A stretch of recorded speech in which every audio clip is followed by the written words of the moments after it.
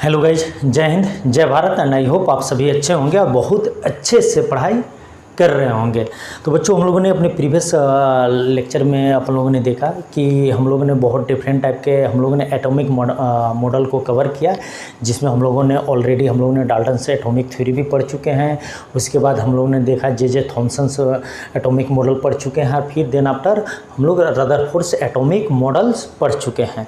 अब और इन सारे मॉडल्स का कुछ न कुछ ड्रॉबैक्स रहा था, कुछ न कुछ लिमिटेशन रहा था, तो हम ऑलरेडी पढ़ चुके हैं। तो जो हम नेक्स्ट जो मॉडल पढ़ने जा रहे हैं वो मॉडल है बोहर्स एटॉमिक मॉडल। क्लियर है? बट बच्चों रुको, हम लोग इतना जल्दी बोहर्स एटॉमिक मॉडल नहीं पढ़ेंगे। उससे पहले at that time and there was a study going on interaction of radiation with matter. Okay, and result of that have provided a very useful information regarding the structure of atoms और molecule। तो हम लोग Bohr's atomic model में जाने से पहले at that time दो तरह का डेवलपमेंट हुआ। और जब तक से हम इस डेवलपमेंट के बारे में अच्छे से समझेंगे नहीं तो हम बोहर्स एटॉमिक मॉडल या फर्दर जो हम एटॉमिक स्ट्रक्चर के अंतर्गत जो कॉन्सेप्ट है उसको हम अच्छे से समझ नहीं पाएंगे।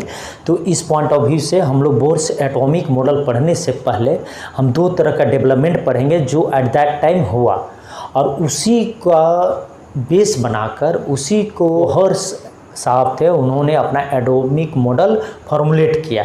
तो चलो हम लोग before starting Bohr's atomic model हम लोग स्टार्ट करते हैं वो जो दो डेवलपमेंट। तो डेवलपमेंट क्या था बच्चों, तो चलो हम लोग देखते हैं।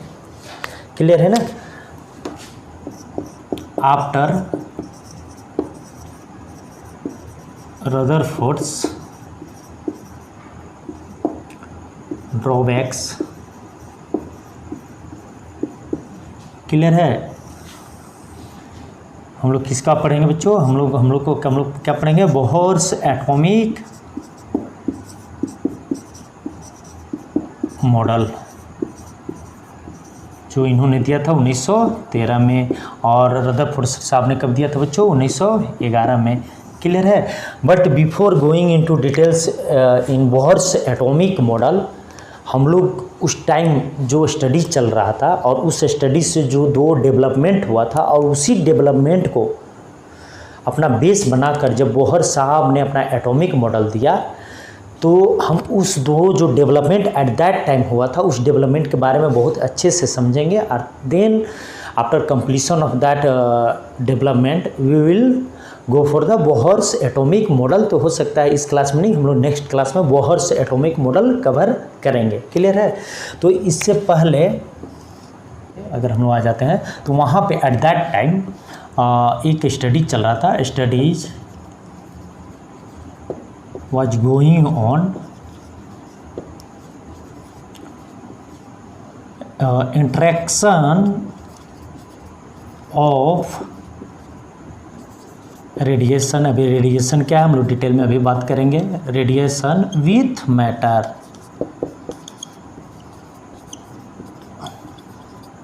क्लियर है? तो उस टाइम जब बोहर्स एटॉमिक मॉडल जब अपना बोहर्स एटॉमिक मॉडल देने जा रहे थे उसी टाइम दो डेवलपमेंट था जो जिसमें से एक स्टडी जो उस समय जो चल रहा था कि interaction of radiation with matter, और इसका जो रिजल्ट था बच्चों वो बहुत ही हमने यूजफुल इंफॉर्मेशन प्रोवाइड किया। किसके लिए? To understand the structure of atom और मॉलिक्यूल। क्लियर है ना? तो इसी स्टडी का जो रिजल्ट था वो दो क्या था? पहला रिजल्ट क्या था बच्चों? पहला रिजल्ट में ये पाया गया कि जो रेडिएशन होते हैं, जो इलेक्ट्रोमैग्नेटिक रेडिएशन होते हैं, वो it's having dual nature, means it's also having a wave nature and also it's having a particle nature. Okay, तो पहला जो डेवलपमेंट हुआ बच्चों जिसको बोहर साहब ने अपने एटॉमिक मॉडल देने में जिसको बेस बनाकर अपना एटॉमिक मॉडल फॉर्मुलेट किया। क्लियर ना? तो dual nature of electromagnetic radiation, हम इसके बारे में डिटेल में बातें करेंगे। कोई भी पॉइंट हम लोग स्किप नहीं करेंगे। क्लियर है? And second At that time,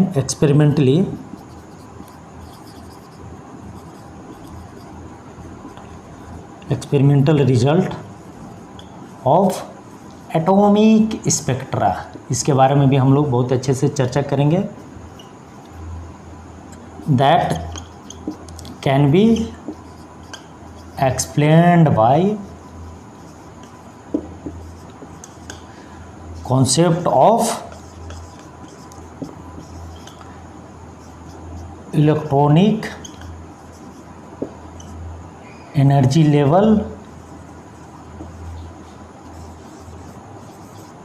level in atom are quantized. Clear है? तो इस दोनों डेवलपमेंट को बहुत अच्छे से समझेंगे, और जब तक से हम इसको समझेंगे नहीं तो मेरा यकीन मानो आप बहुत से एटॉमिक मॉडल नहीं समझ सकते, और फिर आगे फर्दर आपको और भी कॉन्सेप्ट क्लियर नहीं होगा। तो हम लोग ज़्यादा से ज़्यादा इस दोनों टॉपिक पे टाइम देंगे। तो चलो आज हम लोग स्टार्ट करते हैं dual nature of electromagnetic radiation before study Bohr's atomic model. Okay, तो चलो देखते हैं। तो चलो स्टार्ट करते हैं। हम लोग ये देखेंगे कि भाई dual nature of electromagnetic radiation क्या है और इलेक्ट्रोमैग्नेटिक रेडिएशन है क्या। पहले हम उसको बहुत अच्छे से समझते हैं कि इलेक्ट्रोमैग्नेटिक रेडिएशन किसे बोलेंगे।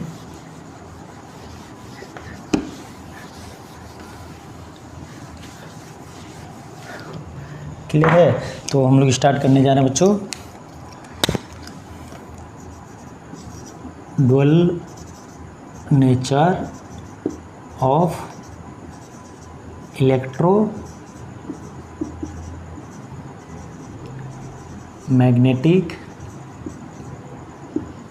Radiation,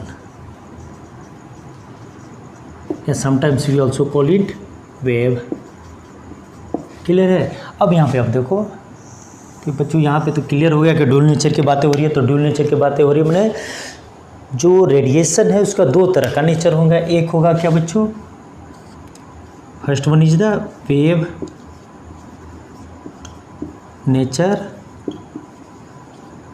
of EM radiation. Clear है? और जो दूसरा होगा वो होगा बच्चों particle nature of EM radiation. Means जो इलेक्ट्रोमैग्नेटिक रेडिएशन है वो दो तरह से बिहेव करेगा, एक wave and as well as particle. तो इसका मतलब यही है। क्लियर है? तो आज का जो क्लास है बच्चों वो हम लोग कवर करेंगे wave nature of electromagnetic radiation. Clear है?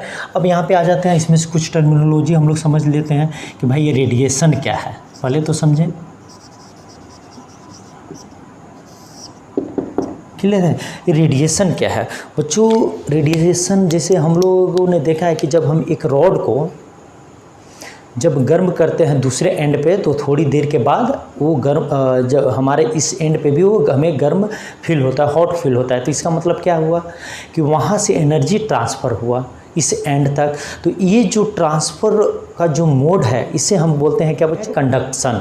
जहाँ पे हमें मीडियम रिक्वायर्ड है, उसी प्रकार जब हम किसी पानी को किसी पॉट में गर्म करते हैं तो अब हम देखते हैं थोड़ी देर के बाद कि ऊपर का जो पानी है वो ठंडा है और नीचे का पानी वो गर्म है।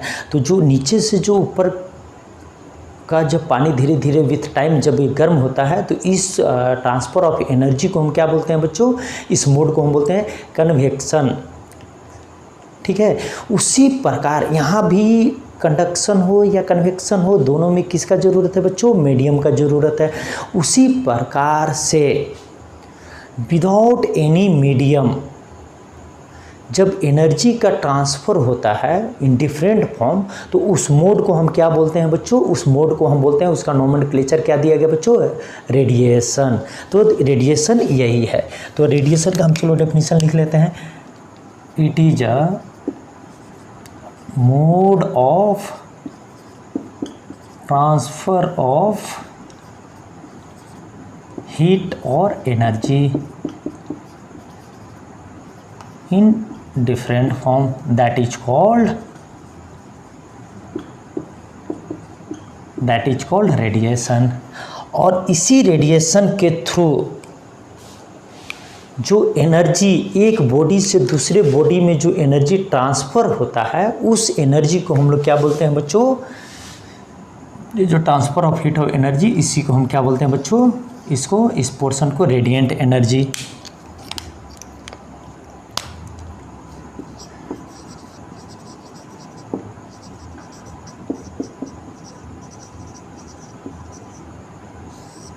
क्लियर है? जैसे यहाँ पे सन है,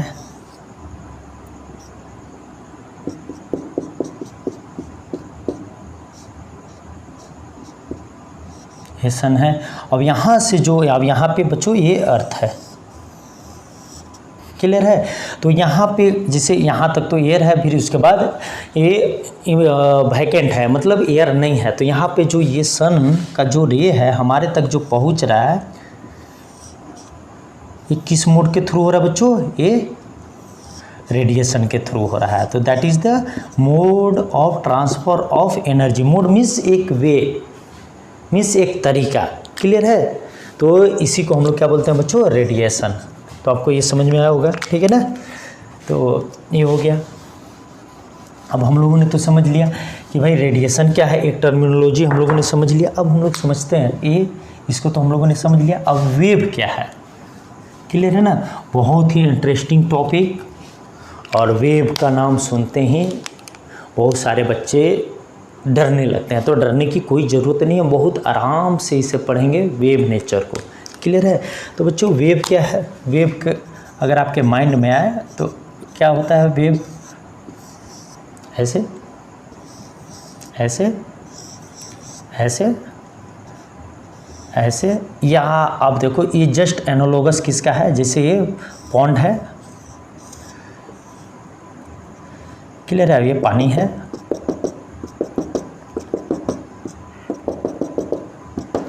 क्लियर है? तो जब हम एक यहाँ पे जब एक स्टोन थ्रो करते हैं यहाँ पे, तो यहाँ पे क्या होता है बच्चों? ये देखो यहाँ पे एक डिस्टरबेंस क्रिएट हुआ। तो इस तरह के आप लोगों ने देखा होगा कि पानी में इस तरह का सर्कुलर कुछ कर्वेचर टाइप से बनता है। तो इसी को हम क्या बोलते हैं बच्चों? वेव बोलते हैं। क्लियर है ना?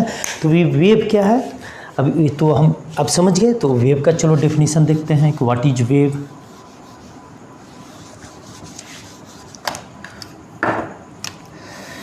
अब यहाँ पे देखो ये वेव है, तो वेव का अगर मैं डेफिनेशन लिखूँ, it is a sort of disturbance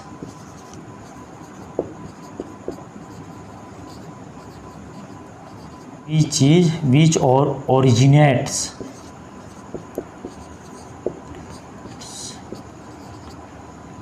from vibrating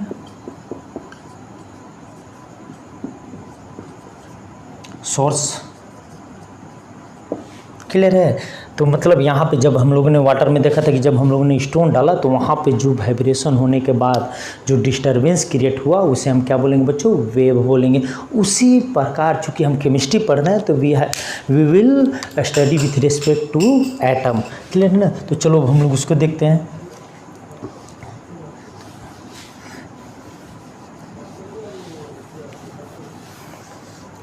अब यहाँ पे देखो फॉर एग्जाम्पल ये कोई भी एक चार्ज पार्टिकल है, मान के चलो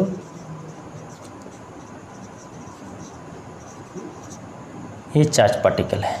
अभी ठीक है ना? तो ये जब चार्ज पार्टिकल है तो इसके जो चारों तरफ जो बच्चे, ये जो चार्ज पार्टिकल है तो इसके चारों तरफ जो सराउंडिंग है, क्योंकि चार्ज पार्टिकल है, चार्ज है, तो इसके चारों तरफ जो सराउंडिंग है इसे हम क्या बोलेंगे बच्चों? यहाँ पे क्या होगा? Electric field.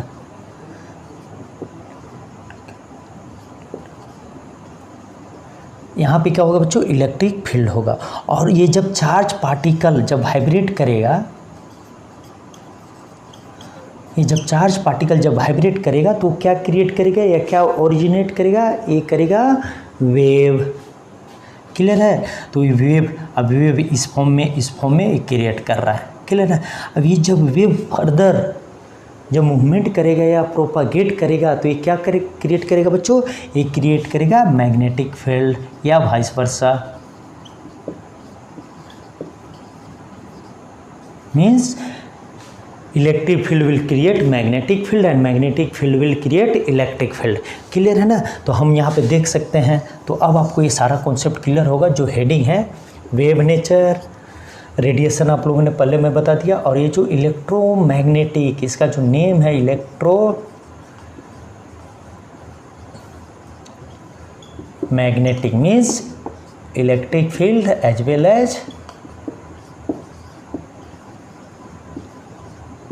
As magnetic field.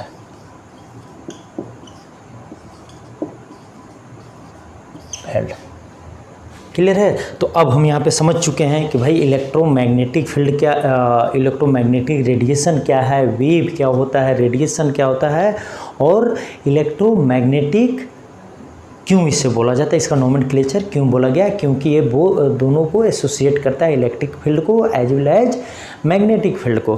Clear है। तो अब हम लोग जो बातें करेंगे फर्दर बच्चों, वो बातें करेंगे कैरेक्टरिस्टिक्स ऑफ वेव। क्लियर है। तो चलो देखते हैं कैरेक्टरिस्टिक्स ऑफ वेव क्या होता है।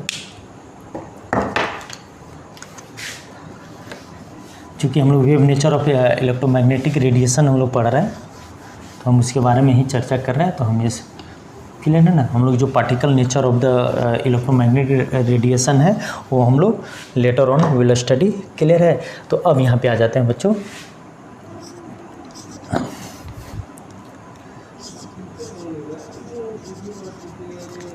Characteristics of wave.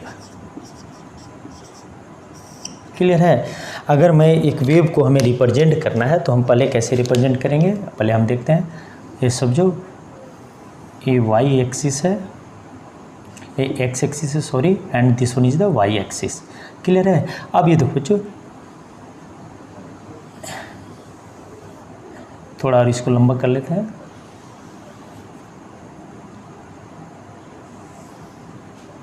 क्लियर है। ये हो गया वाई एक्सिस, अब ये हो गया एक्स एक्सिस। ठीक है ना। तो ये हमारा एक वेव है। अब इस वेव को हम कैसे पहचानेंगे, क्योंकि हर एक वेव है वो डिफरेंट कैरेक्टरिस्टिक्स होता है और उसका एक यूनिक वेवलेंथ होता है। क्लियर है। तो हम इस एक वेव को आइडेंटिफाई करने के लिए मीन्स उसका कैरेक्टरिस्टिक्स को उसको हम लोग कैरेक्टराइज करने के लिए हम लोग देखते हैं क्या क्या टर्मिनोलॉजी है जो एक वेव को डिफाइन करता है, कि जो वेव को आइडेंटिफाई करता है। क्लियर है। तो पहला है बच्चों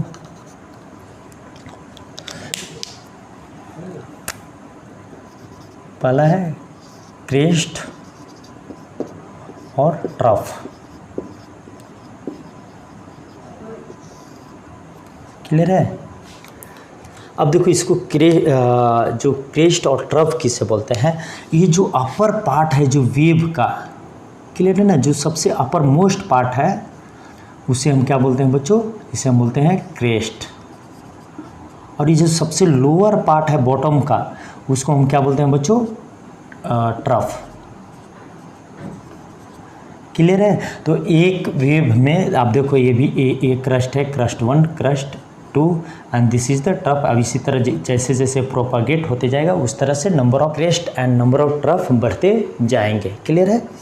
अब ये हो गया। अब दूसरा क्या हुआ बच्चों, दूसरा हुआ वेवलेंथ।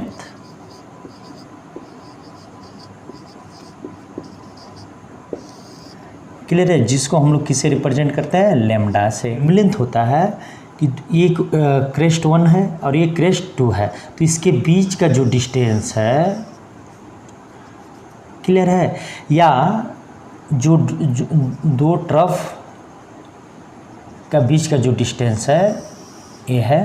क्लियर है। या अल्टरनेटली एक क्रेस्ट और एक जो ट्रफ का जो डिस्टेंस है, यहाँ पे देखो, यहाँ पे ये क्या है बच्चों, इसे हम क्या बोलते हैं, lambda.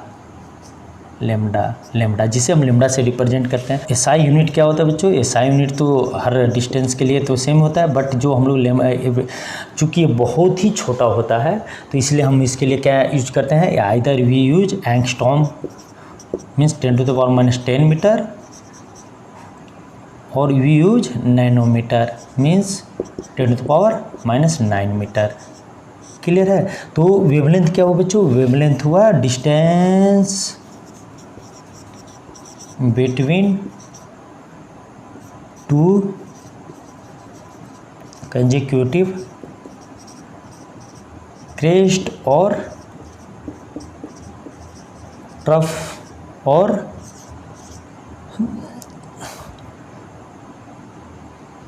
Alternately one crest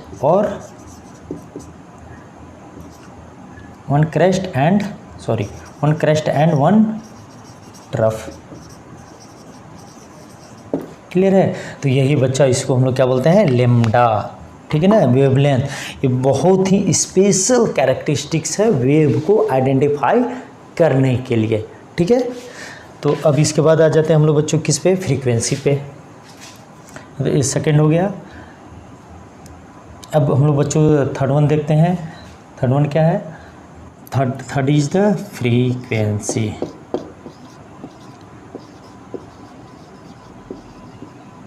clear है? जिसको हम लोग न्यू से रिप्रेजेंट करते हैं। ठीक है ना?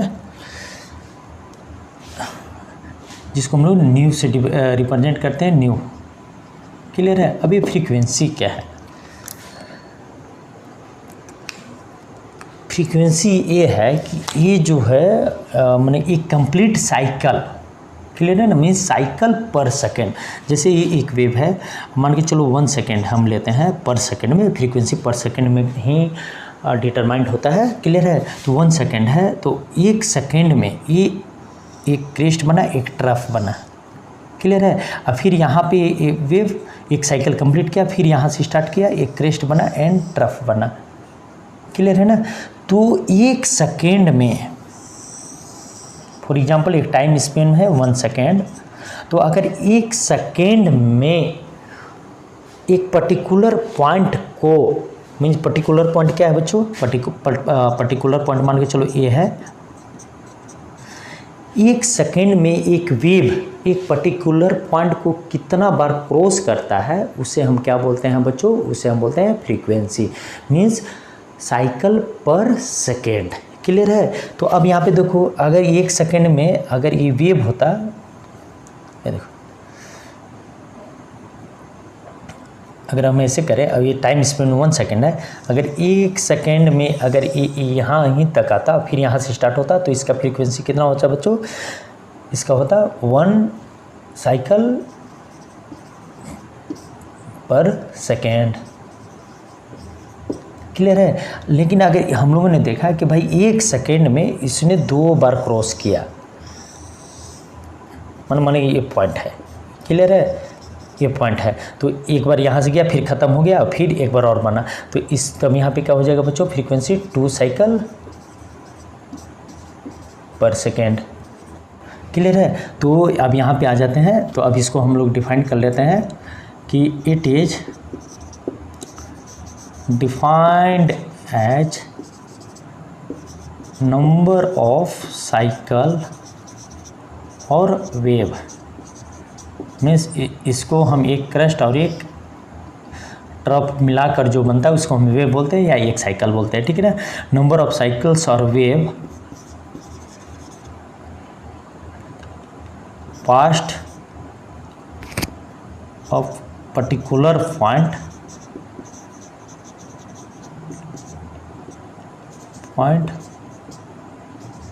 इन 1 सेकेंड। क्लियर है? तो ये हो गया frequency.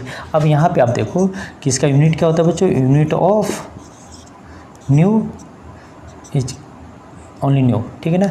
Unit of nu equal to क्या होता है बच्चों? या पर सेकेंड, या इसी को हम लोग क्या बोलते हैं बच्चों? हर्ट्ज। साइकिल पर सेकेंड को हम लोग क्या बोलते हैं बच्चों? हर्ट्ज, जिसे हम लोग HZ से रिप्रेजेंट करते हैं। तो हम लोगों ने यहाँ देख लिया फ्रीक्वेंसी। उसके बाद देखते हैं बच्चों, थर्ड पॉइंट हो गया। अब ये जो फोर्थ पॉइंट है, अब हम लोग इसके बाद देखते हैं speed.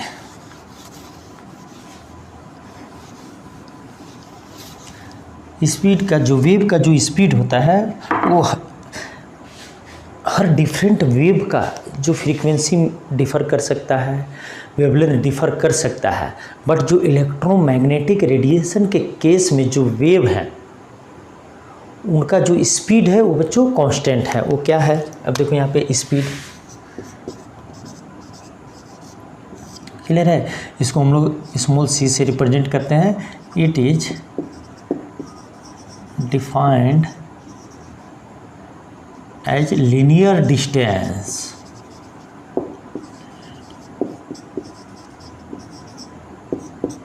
Travelled by wave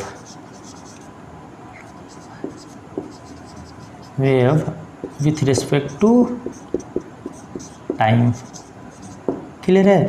means एक जो जैसे एक वेव है, एक ट्रेवल कर रहा है, तो पर यूनिट टाइम में वो कितना लीनियर डिस्टेंस से ट्रेवल कर रहा है उसे हम क्या बोलते हैं बच्चों, स्पीड बोलते हैं। क्लियर है ना। तो अब यहाँ पे आप देख लो, तो इसका जो यूनिट होगा बच्चों वो क्या होगा, जो सी का जो यूनिट होगा वो क्या होगा, मीटर पर सेकेंड,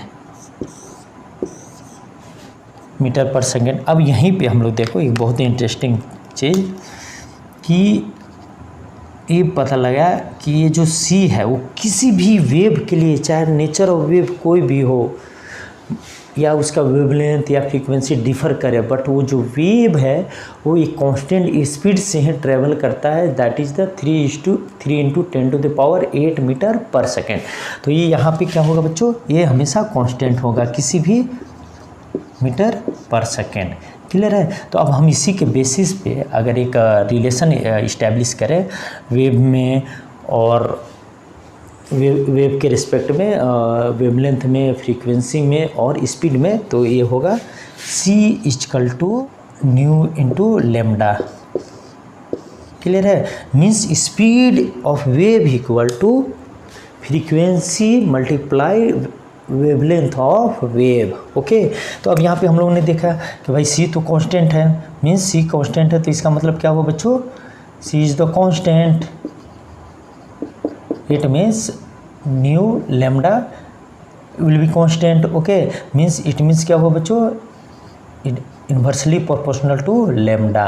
तो अब हम यहाँ पे एक चीज़ देख सकते हैं कि भाई जो वह वेव जिसका वेवलेंथ ज़्यादा होगा उसका फ्रीक्वेंसी कम होगा, और वह वेवलेंथ जिसका फ्रीक्वेंसी ज़्यादा होगा उसका वेवलेंथ कम होगा, या लैम्डा = 1/ν। तो एक रिलेशन यहाँ से इस्टेब्लिश हुआ, तो आप इसे नोट डाउन कर सकते हैं। तो ये हो गया, ये मेरा ये कौन सा पॉइंट हो गया बच्चों, ये हो गया हमारा fourth point. Now will go for the fifth point. ये हो गया फोर्थ पॉइंट। ठीक है। तो आप इसको कर सकते। तो अब जो पांचवा जो कैरेक्टरिस्टिक्स है वेव का, वो क्या है बच्चों, वेव नंबर।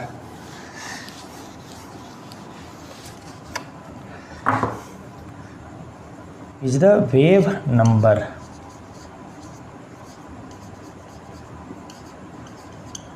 जिसको हम लोग न्यू बार से रिप्रेजेंट करते हैं। ये कुछ नहीं है, ये reciprocal of wavelength, means nu bar = 1/λ। तो इसका जो यूनिट होगा बच्चों, ऐसा यूनिट क्या होगा बच्चों, यूनिट = 1/λ का क्या होता है बच्चों, ऐसा unit metre, means metre inverse. Clear है। तो ये यहाँ पे समझ चुके हैं हम लोग। अब हम लोग आ जाते हैं जो इसका सिक्स्थ पॉइंट है, वो क्या है, वो है एम्पलीट्यूड। सॉरी, जो इसका सिक्स्थ पॉइंट है बच्चों वो क्या है, वो है एम्पलीट्यूड, जिसे हम स्मॉल a से रिप्रेजेंट करते हैं। अभी क्या है बच्चों, ये जो बेस है तो हम इसको बोल सकते हैं ये पॉइंट, यहाँ से यहाँ तक का जो हाइट है या यहाँ से यहाँ तक का जो डेप्थ है उसको हम क्या बोलते हैं बच्चों, इस पॉइंट को इस पॉइंट को, या यहाँ ये जो है किसी भी क्रेस्ट का या किसी का हाइट और किसी भी डेप्थ का जो हाइट होता है बच्चों, उसको हम क्या बोलते हैं, ये दोनों पॉइंट को क्या बोलते हैं बच्चों, एम्पलीट्यूड।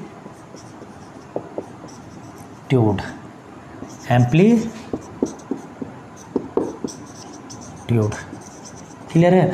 मीन्स अगर क्रेस्ट के सेंस में बातें करें तो एक जो क्रेस्ट का जो हाइट बन रहा है बेस लाइन से, उस हाइट को हम क्या बोलेंगे बच्चों, एम्पलीट्यूड बोलेंगे, या उसका जो ट्रफ का जो डेप्थ है उसको हम क्या बोलेंगे बच्चों, किसी को भी हम क्या बोलेंगे बच्चों, एम्पलीट्यूड बोलेंगे। क्लियर है। तो चलो इसको भी लिख लेते हैं। It is a height of crest और डेप्थ ऑफ ट्रफ। क्लियर है। तो इसका जो यूनिट होगा बच्चों कि चूँकि हाइट और डेप्थ का क्या यूनिट होगा बच्चों, मीटर। एक और पॉइंट है बच्चों, that is the called time period.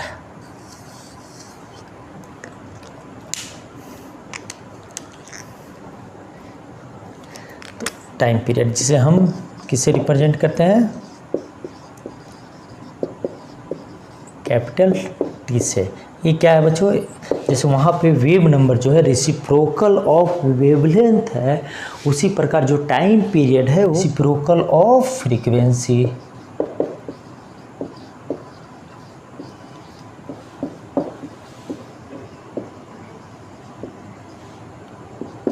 Clear है। तो रेसिप्रोकल ऑफ फ्रीक्वेंसी मीन्स क्या होगा बच्चों, अगर टाइम पीरियड इक्वल टू 1/न्यू। क्लियर है। अब न्यू का जो होता है क्या होता है बच्चों, 1/s inverse. Clear, mini second inverse. तो देन क्या हो गया बच्चों, ये हो गया।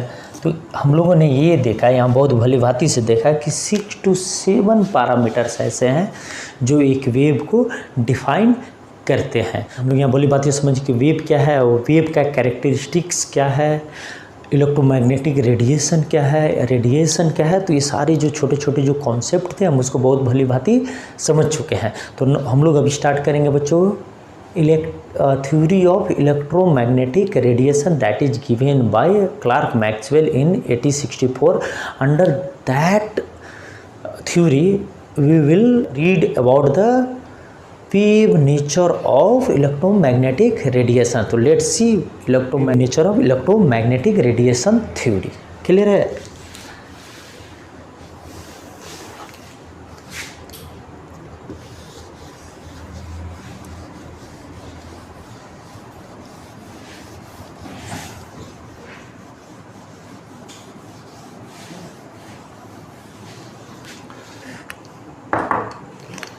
तो हम लोगों ने इसको तो भली भांति समझ लिया। क्लियर है। अब यहाँ पे हम लोग पढ़ते हैं इलेक्ट्रोमैग्नेटिक रेडिएशन थ्योरी और वेव थ्योरी। क्लियर है। अब ये सब सारे जब कैरेक्टरिस्टिक्स का पता लगे बेसिस पे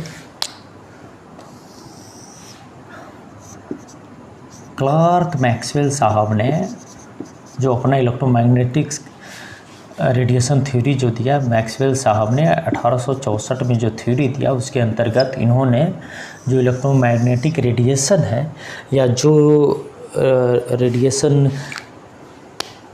वेव के फॉर्म में जो इमिट हो रहा है उसके बारे में इन्होंने अपना थ्योरी दिया। तो थ्योरी क्या था बच्चों, तो चलो हम उस थ्योरी को देखते हैं। एनर्जी, पहला उन्होंने बोला कि the energy is transmitted from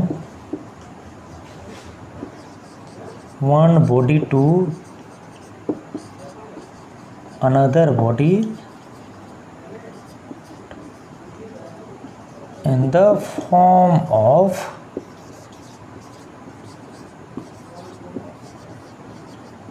radiation और वेव। तो 1864 में जो मैक्सवेल चाचा थे उन्होंने डायरेक्टली बोल दिया, अपना थ्योरी दे दिया कि भाई एक ऐसा होगा। अगर आपको नॉलेज है तो आप इसको ड्रॉबैक निकाल दो, बट अभी तक ये माना जा रहा है। क्लियर है? तो अब ये हो गया। अब दूसरा जो बच्चों हुआ इनका, उन्होंने बोला दूसरा सेकंड पॉइंट, अब इन्होंने यही बोला कि वो जो रेडिएशन है, the radiation that consist electric and magnetic field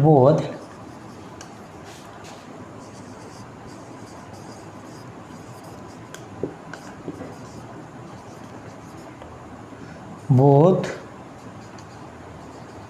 will oscillate each other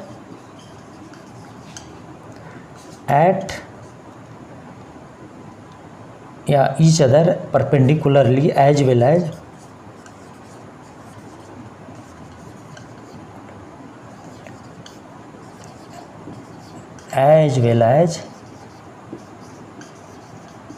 perpendicular to direction of propagation. हम लोग देखेंगे डायरेक्शन ऑफ प्रोपागेशन। क्लियर है? तो उन्होंने सेकेंड पॉइंट ये बोल दिया।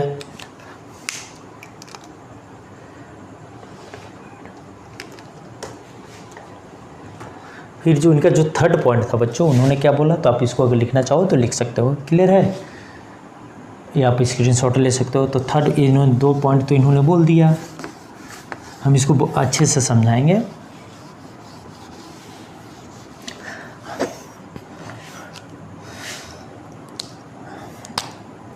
जो इन्होंने थर्ड पॉइंट बोला बच्चों,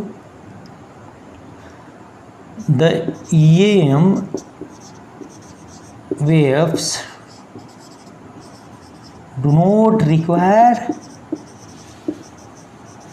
any medium। Means what? Means यही कि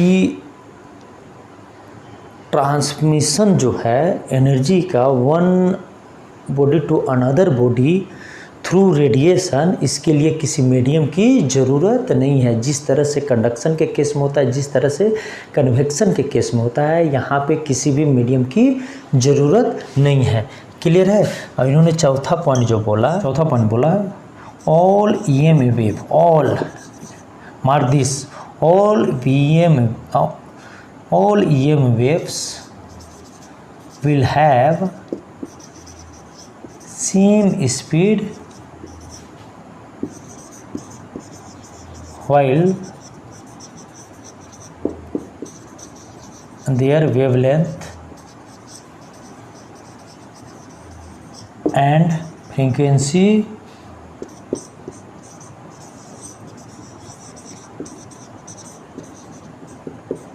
will be different।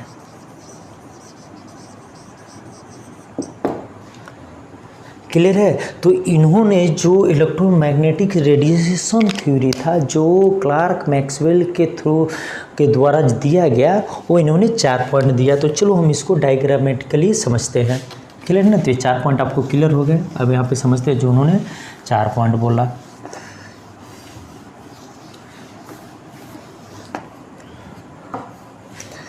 उन्होंने बोला कि भाई जो जैसे ये देखो, यह है एक्स एक्सिस, मान के चलो ये है एक्स एक्सिस, ये है वाई एक्सिस और ये है जेड एक्सिस।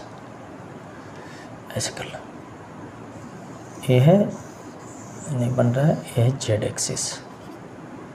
क्लियर है? तो उन्होंने जो सेकेंड पॉइंट जो दिया था इलेक्ट्रोमैग्नेटिक रेडिएशन थ्योरी में, कि जो इलेक्ट्रिक फील्ड और जो मैग्नेटिक फील्ड है, जो इलेक्ट्रोमैग्नेटिक रेडिएशन का, वो दोनों आपस में परपेंडिकुलर होंगे और वो जो डायरेक्शन ऑफ प्रोपागेशन है उसके भी परपेंडिकुलर होंगे। क्लियर है ना? तो उनका कहने का मतलब था कि भाई ये डायरेक्शन ऑफ प्रोपागेशन है,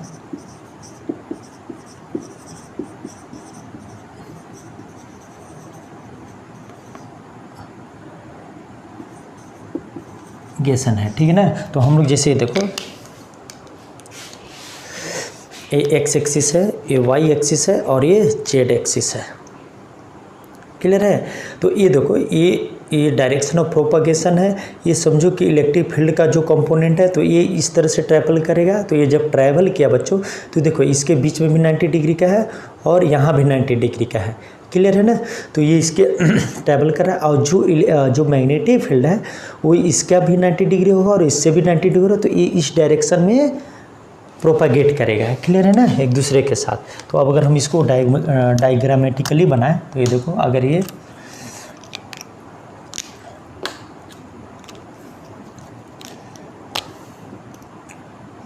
देखो अगर ये इलेक्ट्रिक फील्ड है, ये इलेक्ट्रिक फील्ड है ऐसे, और ये अगर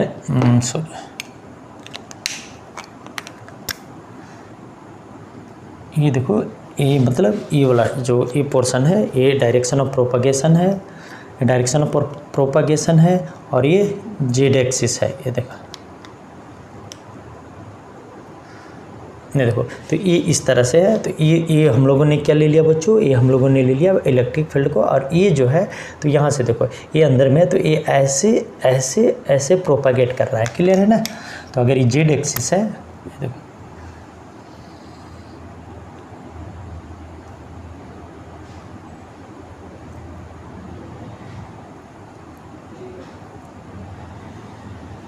ये इस तरह से प्रोपागेट करेगा। तो ये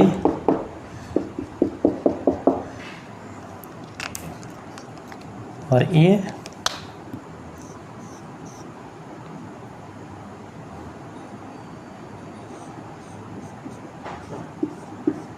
तो इसको हम लोगों ने क्या बोला बच्चों, this is the electric field. ये इलेक्ट्रिक फील्ड कंपोनेंट है एक वेव का एंड ये this is the magnetic field component.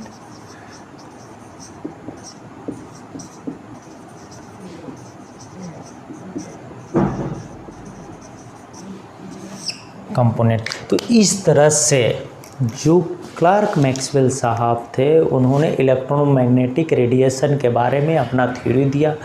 उसको उन्होंने बताया कि ये थ्योरी कैसे एग्जिस्ट करता है और जो वेव है, जो इलेक्ट्रोमैग्नेटिक रेडिएशन या इलेक्ट्रोमैग्नेटिक वेव है वो किस तरह से प्रोपागेट करते हैं, किस तरह उनके जो इलेक्ट्रिक जो डायरेक्शन ऑफ प्रोपागेशन है और जो मैग्नेटिक फील्ड है तो उनके बीच में कैसे एक रिलेशन होगा।